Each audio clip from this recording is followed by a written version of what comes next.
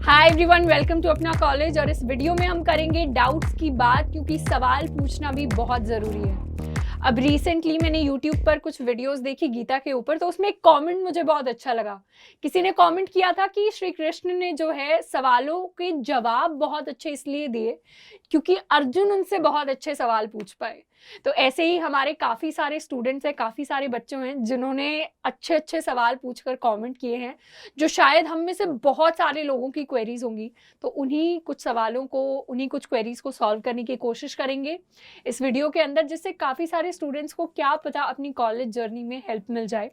इसमें से सबसे पहला सवाल जो पूछा गया वो था, do students get free time while having college? मतलब कॉलेज के साथ साथ क्या फ्री टाइम मिलता है बच्चों को? स्टूडेंट्स को असाइनमेंट करने पड़ते हैं, प्रैक्टिकल करने पड़ते हैं, एग्जाम की तैयारी करनी पड़ती है, तो उस सब के बाद क्या कॉलेज में हमें टाइम मिल रहा होता है? अब इसका ये जवाब होगा कि हाँ, मोस्टली कॉलेजेस में हमें फ्री टाइम मिल रहा होता है, और ये फ्री टाइम अच्छा खासा टाइम होता है। क्यों? क्योंकि हमारी दिन में क्लासेस होती हैं, और स्कूल की तरह रेगुलरली 7-8 घंटे की क्लासेस नहीं होती। एक लिमिटेड टाइम होता है जिसके अंदर क्लासेस होती हैं। कुछ कुछ कॉलेजेस में आपकी क्लासेस शायद दोपहर के 2 बजे शुरू हो रही हैं, दिन में शायद 2 ही घंटे की क्लास है, किसी दिन 5 घंटे की क्लास है, किसी दिन 1 ही घंटे की क्लास है। तो कुछ इस तरीके से शेड्यूल चल रहा होता है, हर कॉलेज का अलग अलग शेड्यूल होता है। लेकिन मोस्टली कॉलेजेस में ज़्यादा घंटे की क्लासेस नहीं होती। साथ के साथ आपका अटेंडेंस क्राइटेरिया ज़्यादा फ्री होता है as compared to school. Mostly colleges में अटेंडेंस इतनी कंपलसरी नहीं होती, और क्लासेस अटेंड करने के बाद भी आपको इतना सारा फ्री टाइम मिल रहा होता है जिसको आप काफ़ी सारी चीज़ों के लिए यूटिलाइज कर सकते हैं। अपनी स्किल सीखने के लिए यूटिलाइज कर सकते हैं, इंटर्नशिप प्लेसमेंट की तैयारी वगैरह के लिए यूटिलाइज कर सकते हैं, या फिर अगर आपको किसी और डायरेक्शन में जाना है, जैसे आप एंटरप्रेन्योरशिप को ट्राई करना चाहते हैं, तो आप उस डायरेक्शन के लिए भी इस टाइम को यूटिलाइज कर सकते हैं। अब कॉलेज में हाँ, आपको असाइनमेंट देने पड़ते हैं, आपको एग्जाम की तैयारी करनी पड़ती है, लेकिन स्कूल के कंपैरिजन में ये जो टाइम है ये बहुत कम होता है। आपके असाइनमेंट यूजुअली जो बच्चे होते हैं वो, कहना नहीं चाहिए पर कॉपी करके कर रहे होते हैं, तो उसमें थोड़ा बहुत टाइम आपका बच जाता है, क्योंकि मोस्टली जो कॉलेज की तैयारी होती है उससे अलग आप कुछ करना चाहते हैं। अगर प्लेसमेंट की तैयारी कर रहे हैं तो उसके लिए आपको टाइम निकालना पड़ेगा। तो ये छोटी मोटी चीज़ें हैं जिनको करके आप टाइम निकाल सकते हैं। तो जिन सब्जेक्ट्स में आपको इतना इंटरेस्ट नहीं है, कॉलेज करिकुलम की वजह से बस पढ़ने पड़ रहे हैं, उन सब्जेक्ट्स में आप ऐसी चीज़ें करके टाइम थोड़ा सा सेव कर सकते हैं। बाकी बहुत सारे तरीके हैं। उसके अलावा आप जब भी कॉलेज में जाएंगे तो आप अपने सीनियर्स से गाइडेंस लीजिए कि आपके कॉलेज के हिसाब से आपके सीनियर्स आपको बहुत अच्छे से बता पाएंगे कि कौन से सब्जेक्ट में कितना टाइम आपको देने की ज़रूरत है, और कैसे आप मैक्सिमम टाइम को यूटिलाइज कर पाएंगे अपने कॉलेज, अपनी ब्रांच या स्पेशलाइजेशन के अकॉर्डिंग। अब इसमें सेकंड सवाल जो हमसे पूछा गया वो है, how to interact with batchmates and seniors in starting of college, या फिर कॉलेज में जाकर सीनियर्स के साथ इंटरैक्शन के साथ अपनी कम्युनिटी कैसे चूज करें। तो जैसे अगर आप एक कोडर हैं, आप इंजीनियरिंग कॉलेज में जा रहे हैं, या फिर आपको ग्राफिक डिज़ाइनिंग पसंद है और आप किसी और ब्रांच में हैं या फिर किसी और डिग्री को कर रहे हैं, तो सबसे पहले तो बैचमेट के साथ इंटरैक्ट करना वो आपकी इच्छा के अंदर से ही आना चाहिए। आप पहले दिन जा रहे हैं तो कोशिश करिए, पहले दिन जैसे मोस्टली जो स्टूडेंट्स होते हैं वो शर्माते हैं, मेरा भी जब पहला दिन था तो क्लास में मोस्टली बच्चे अकेले अकेले बैठे हुए थे, इंटरैक्शन बहुत कम था। तो कोशिश करिए आप उन बच्चों में ना आए। आप पहले दिन जब जा रहे हैं कॉलेज के अंदर, तो आप किसी के साथ बैठने की कोशिश करिए, कॉलेज में इंटरैक्ट करिए, उनसे सवाल पूछिए कि वो कौन से स्कूल से आए हैं, कौन सी कोचिंग से आए हैं, और इन ही सब चीज़ों से आपका जो है इंटरैक्शन बढ़ पाएगा अपने बैचमेट से। अगर आपको वीडियो गेम्स में बहुत इंटरेस्ट है तो उसके बारे में बात करिए, अगर आपकी कोई हॉबी है तो उसके बारे में बात करिए।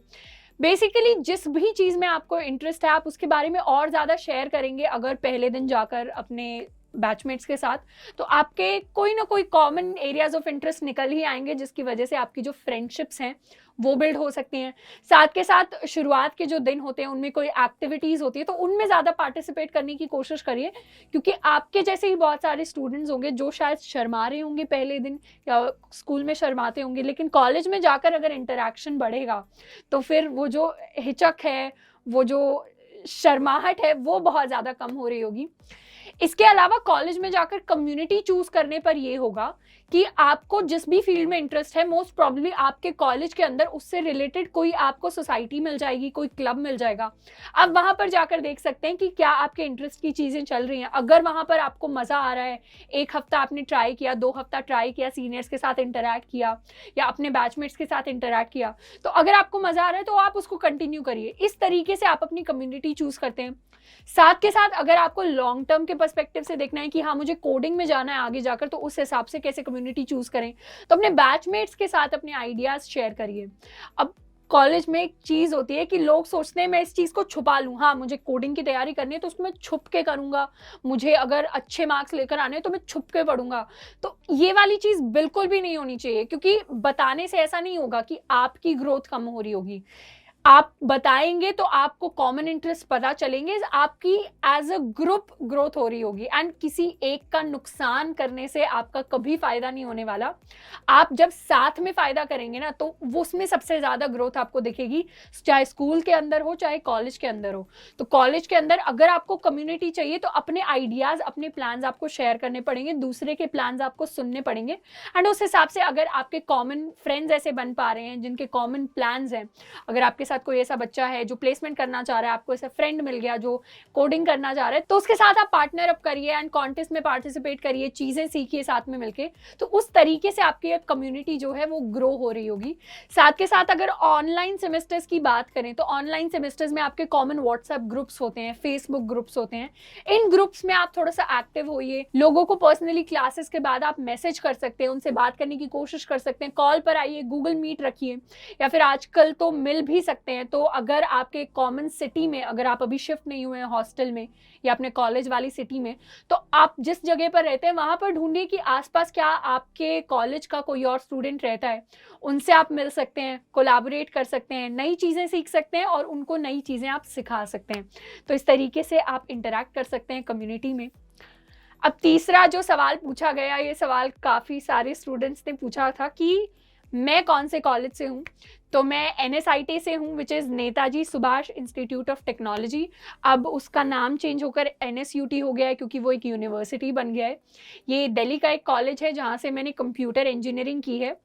तो this is my college and it's a really good college. तो मैंने NSIT से अपनी जो ग्रेजुएशन है वो कंप्लीट की है इन बीटेक। अब अगला जो सवाल आया है वो ये आया है, क्या स्कूल की तरह 11th-12th की तरह क्या हमें 6 से 8 घंटे लगाने पड़ेंगे कॉलेज में पढ़ाई करने के लिए, और क्या हम इससे एक्स्ट्रा टाइम निकालें कोडिंग के लिए।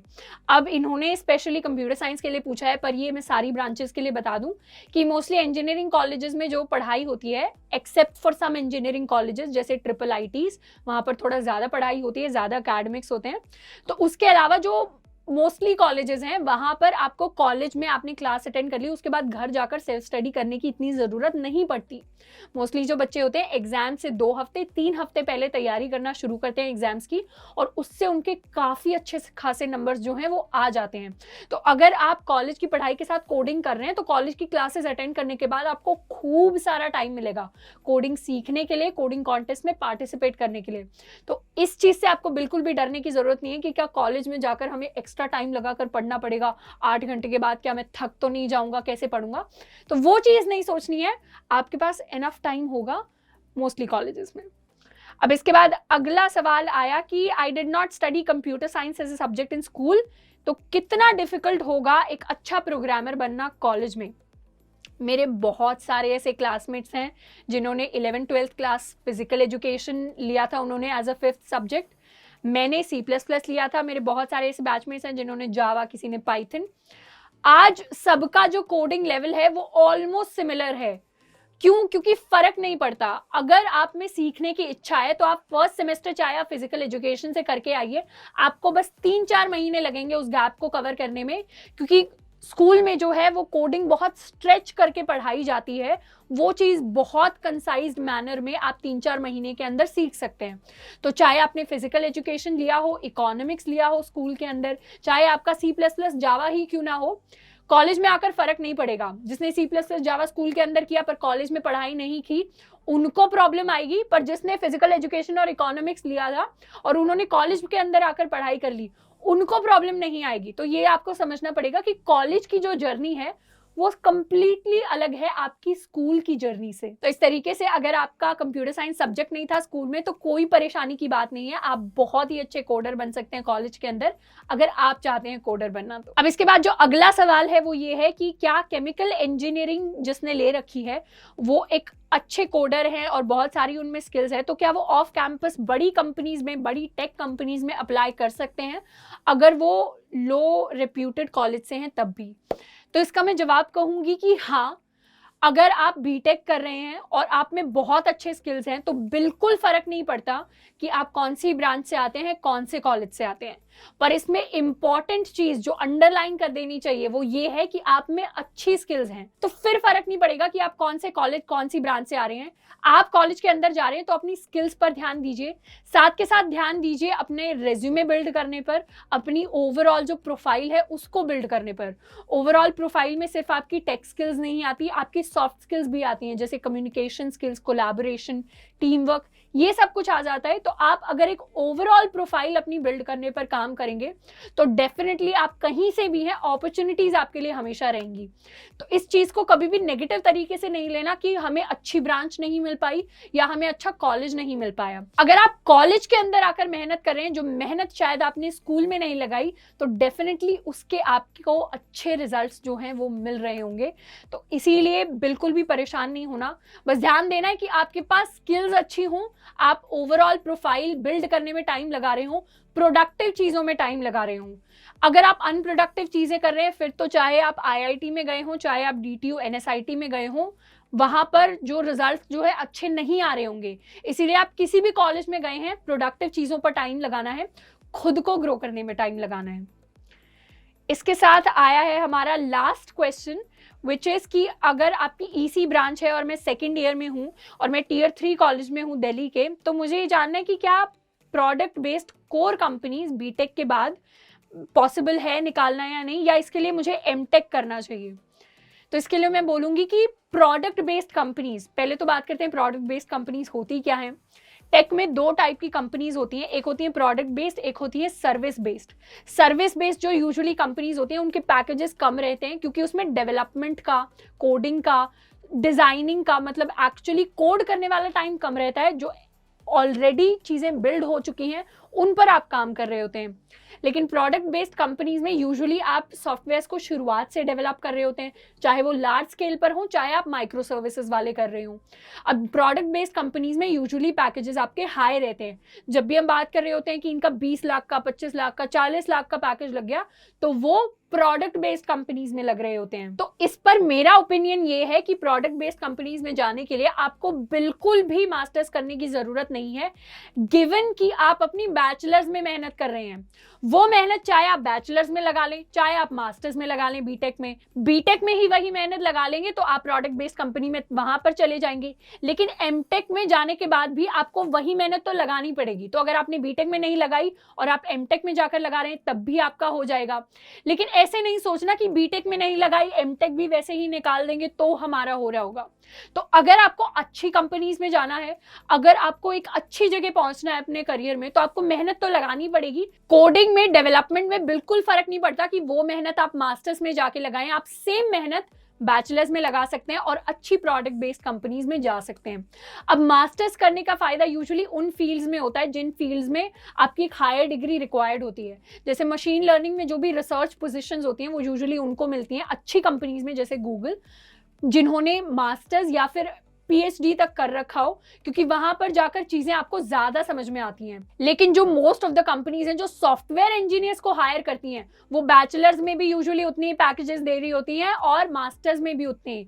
तो कोशिश करिए कि अगर आप बैचलर्स कर रहे हैं तो वहीं पर उतनी मेहनत लगा लें कि आपको मास्टर्स करने की जरूरत ना पड़ रही हो, अगर आपका इंटरेस्ट एकेडमिक्स में नहीं है तो। लेकिन अगर आपको एकेडमिक्स में आगे जाना है, अगर आपको रिसर्च जैसी चीजें करनी है, तो आप डेफिनेटली मास्टर्स करिए। पर फिर प्लेसमेंट आपका गोल नहीं होना चाहिए, सीखना आपका गोल होना चाहिए। तो ये हमने कुछ डाउट सॉल्व करने की कोशिश की इस वीडियो में। आई होप हमारा जो ये Q&A सेशन था ये हेल्पफुल रहा होगा। आज के लिए इतना ही, मिलते हैं नेक्स्ट वीडियो में। Till then keep learning and keep exploring.